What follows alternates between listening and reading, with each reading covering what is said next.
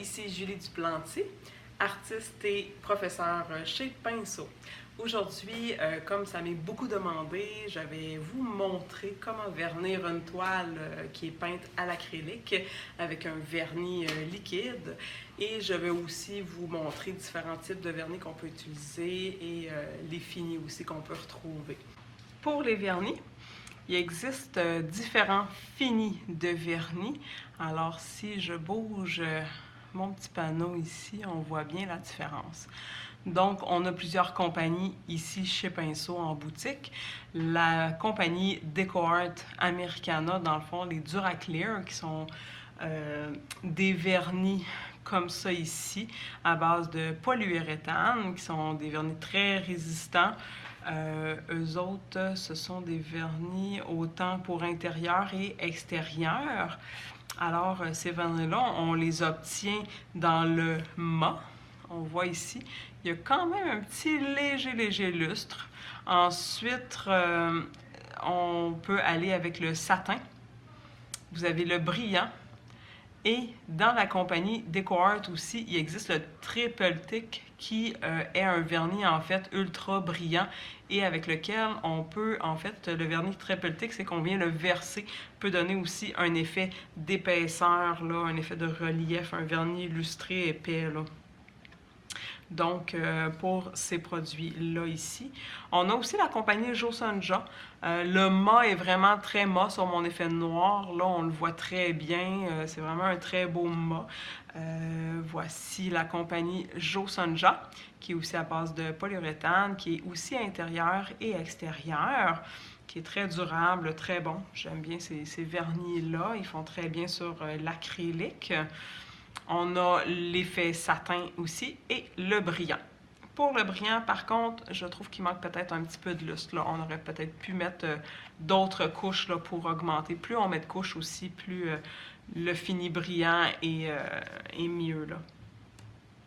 Ensuite, on a le vernis dans la compagnie Liquitex. Je me sers beaucoup du Liquitex. Sur le noir, par contre, le vernis mat donne un effet un peu laiteux. Voici la compagnie Liquitex qu'on tient aussi en magasin. C'est vraiment ceux-là que j'utilise, moi, le plus régulièrement et avec lequel je vais vous faire la démonstration tout à l'heure. Le satin, que j'adore beaucoup, j'utilise le plus souvent. En fait, le satin est plus utilisé. En fait, le mat, c'est c'est comme si on n'avait rien mis. Ou si on trouve que notre peinture est trop brillante en mettant du mat, on annule un peu l'effet de brillance. Le mat donne un peu un effet vintage, un effet vieillot, là, si je mets ça sur des meubles et tout ça. Sauf que moins facile à nettoyer si on utilise sur des meubles en bois ou des pièces de bois. Plus c'est mat, là, quand on passe un chiffon humide et tout ça, ça peut laisser des marques. Le vernis satin, ce que j'aime bien, c'est que pas trop brillant, pas trop de reflets, juste assez, et pas trop dérangeant en fait. Puis, c'est que ça fait ressortir les couleurs aussi. On le voit bien, là, le noir ici, là, avec l'effet satin, là, le noir ressort bien. Et le brillant, en fait, brillant, beaucoup plus facile à nettoyer. Si je mets ça à l'extérieur aussi, plus c'est brillant, plus c'est résistant. Pour un meuble de cuisine, de salle de bain aussi, là, c'est plus facile à nettoyer et tout. Et le brillant aussi donne un effet d'approchement. Donc, si sur un tableau, je peux utiliser différentes partie de mon tableau où je vais mettre ce qui est au fond, un vernis mat pour donner un effet de profondeur et ensuite sur quelque chose que je veux faire ressortir, donner l'impression que ça sort du tableau, je peux lui mettre un vernis brillant, donc le brillant donne un effet de rapprochement. Et dans le Liquitex, on a aussi ultra brillant qui existe aussi, donc qui est ultra reflet aussi, mais peut donner un effet vraiment gloss super intéressant, là. Pour les brillants, je préfère mettre ça sur des tableaux plus modernes aussi. On a aussi la compagnie Golden qui fait des très bons vernis, des vernis plus concentrés qu'on doit diluer avec l'eau. Donc, il faut bien lire les instructions de ces vernis-là pour les utiliser correctement. Et eux, ce qui est intéressant, on voit ici, c'est qu'il y a un anti-UV, donc une protection UV pour les tableaux. Donc, surtout des tableaux qui sont placés près de portes patios, de fenêtres ou qui sont qu'on veut mettre des fois à l'extérieur aussi, là, sous la pergola, des choses comme ça, ben on va utiliser une protection UV.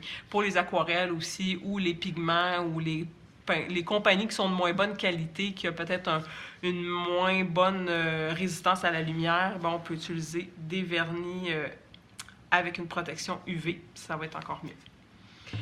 On a aussi un vernis à base d'huile de la compagnie PBO. C'est un vernis, en fait, qu'on appelle cristal. Ce que j'aime bien de ce vernis-là, c'est que c'est vraiment, vraiment un effet très gloss, très brillant. Quand je veux vraiment donner un lustre là, incomparable, là, et comparable à de la vitre ou à du plastique, là, vraiment très lustré, c'est vraiment le meilleur. Puis en plus, il est à base d'huile, mais comme vous voyez, il n'est pas jaune. Souvent, les vernis à base d'huile sont jaunes déjà à la base, mais lui, il est vraiment clair, très cristal, donc ne jaunit pas.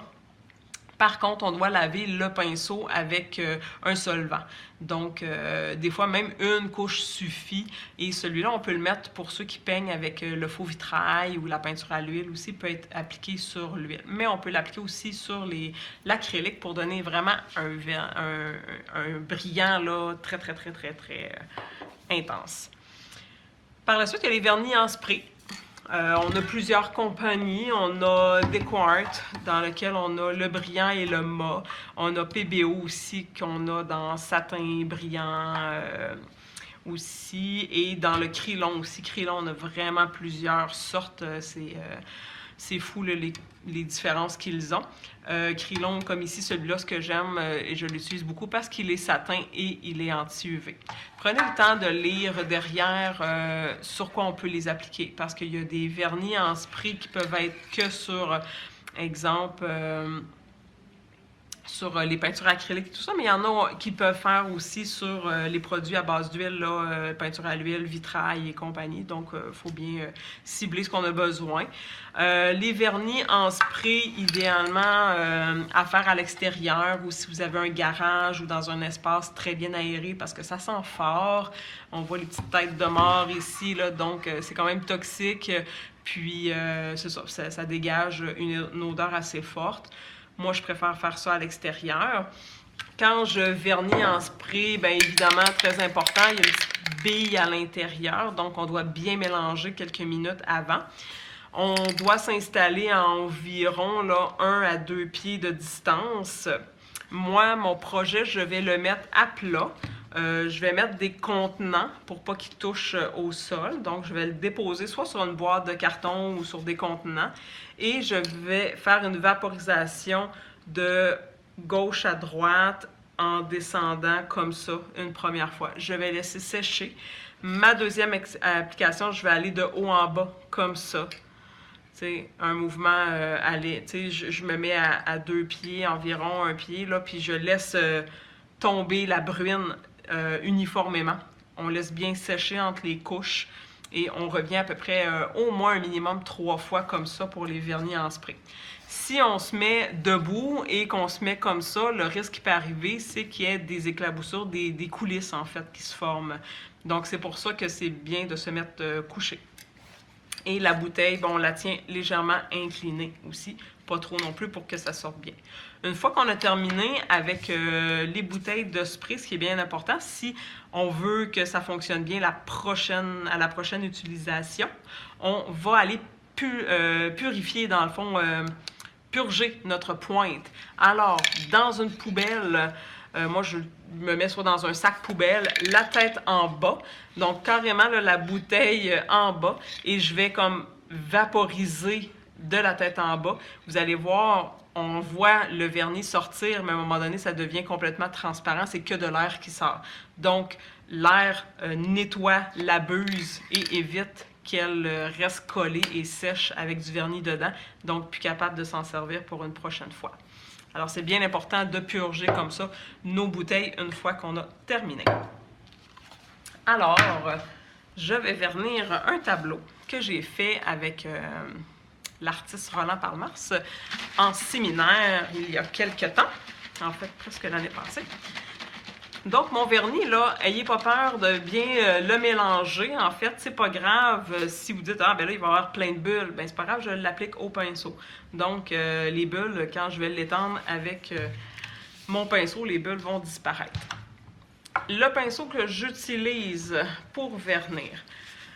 Ma toile n'est pas tellement grande, voyez, puis voyez la grosseur de mon pinceau. Plus le pinceau est grand, dites-vous, plus moins je vais donner de coups de pinceau. J'aime bien il n'est pas tout à fait plat, on dirait qu'il est plat, mais en fait c'est une langue de chat, un filbert qu'on appelle, on le voit décrit ici. Donc il y a une forme un peu courbée. Donc quand je donne des coups de pinceau, je ne vois pas des lignes, ça fait plus une courbe.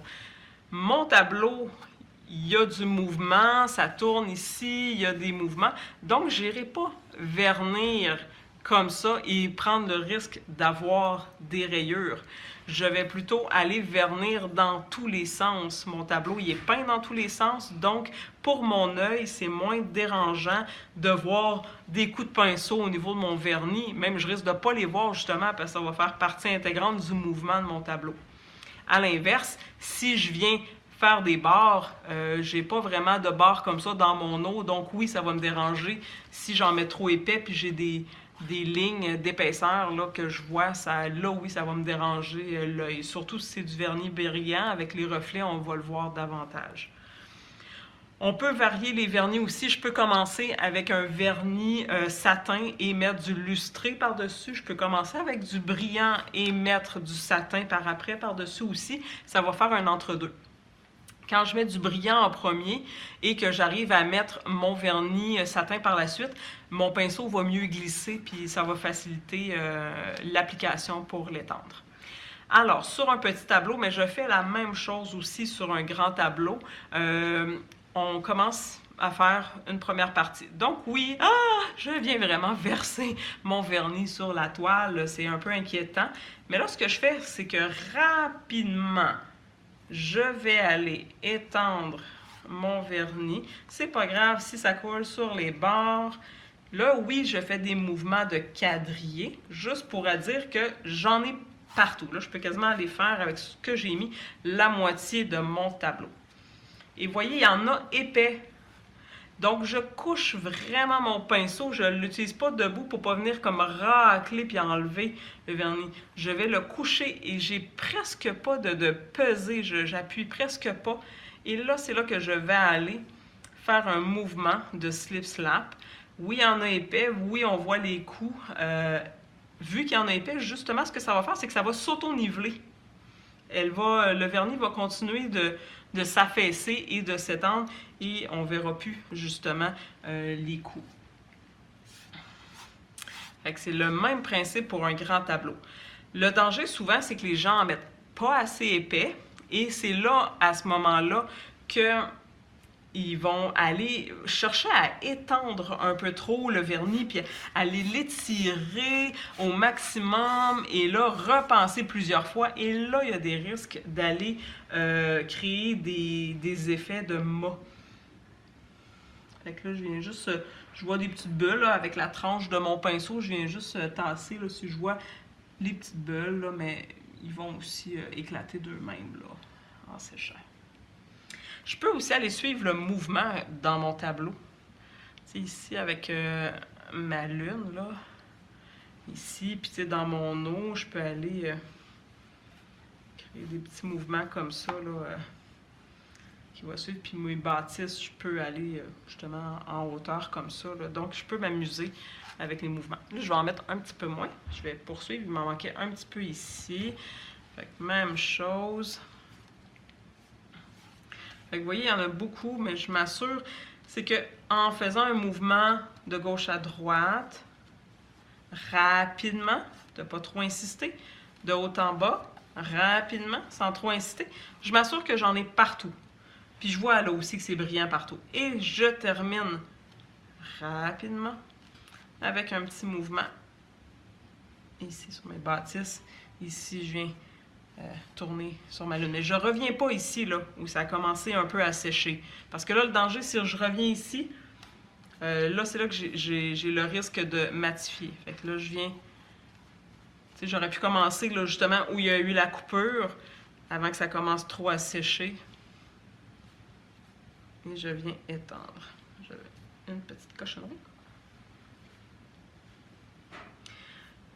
J'ai pas pensé de le faire, mais évidemment, si c'est un tableau que ça fait longtemps que vous avez et qui est chez vous à attendre dans le garde-robe ou sur votre établi à se faire vernir, peut-être penser de passer un petit linge humide dessus avant de vernir, enlever la poussière pour éviter d'avoir... Il faut que vous voyez... J'ai vraiment... Mon vernis, là, moi, en tout cas, je vois pas de coups de pinceau vraiment pour le moment, ou sinon, ils sont pas dérangeants parce qu'ils suivent le mouvement de mon tableau. Alors, mon pinceau, je sais que je vais donner 2-3 couches par la suite. Je ne veux pas nécessairement aller le tremper dans l'eau, le nettoyer et recommencer. Ce que je peux faire, un petit linge humide que je vais aller mouiller, essorer légèrement. Fait que là, étant un peu mouillé, ce que je vais faire, c'est que je vais aller enrober les poils dans mon pinceau, comme ça, puis je vais le mettre à côté en attendant. Donc, je vais le laisser sécher comme il faut. J'ai échappé une petite goutte d'eau. Je vais laisser sécher mon tableau comme il faut, une bonne heure idéalement. Ou sinon, mettons, si vous le faites en une journée, vous pouvez faire une couche le matin, une le midi, une le soir. Fait que le laisser sécher une bonne heure, au moins minimum, entre chaque couche. Plus ça sèche longtemps, plus c'est facile. Plus le vernis est comme là, satin, quand je vais remettre ma deuxième couche, c'est encore plus facile. Surtout quand je peins avec des peintures qui sont plutôt mates, un peu comme l'Americana, la Joe Sonja, qui sont comme des gouaches. À ce moment-là, c'est très molle, le vernis il boit beaucoup. Donc, quand je vais revenir, ma deuxième couche, ça va me prendre beaucoup moins de vernis pour ma deuxième et encore moins pour la troisième couche parce que ça va mieux s'étendre, mon pinceau va mieux glisser. Sur le vernis satin que j'ai utilisé, même chose sur le brillant. C'est sûr que sur le mat, ça reste toujours mat, donc ça peut prendre la même quantité de pinceau. Alors, vous pouvez, après ça, quand vous allez refaire votre deuxième couche, là, vous pourrez mettre votre vernis dans ce sens-là, l'étendre comme ça, faire aussi, après ça, l'eau par la suite. Quand vous allez refaire la troisième fois, ben là, vous pouvez aller soit au milieu, les bords, ou revenir à la première méthode du début aussi pour faire l'inverse. Donc, minimum 2 couches, 3, c'est toujours mieux. Mais une couche, vous risquez de voir les coups de pinceau, puis ça donne souvent pas un très beau résultat. C'est là qu'on voit les coups de pinceau. Mais quand on en met 2, puis par la suite 3, c'est là qu'on vient peaufiner, puis on voit beaucoup moins les coups de pinceau à ce moment-là. Donc, j'espère que vous avez apprécié. Si vous avez des questions, gênez-vous pas. Vous pouvez toujours appeler à la boutique ou commander en ligne pour les produits que je vous ai présentés. Les vernis, on les a en magasin. Donc, on a une belle boutique en ligne. Et sinon, vous pouvez vous déplacer là, 29,90 chemin Sainte-Foy à Québec. Alors, mon nom, c'est Julie Duplantier et à la prochaine vidéo. Merci, bye bye!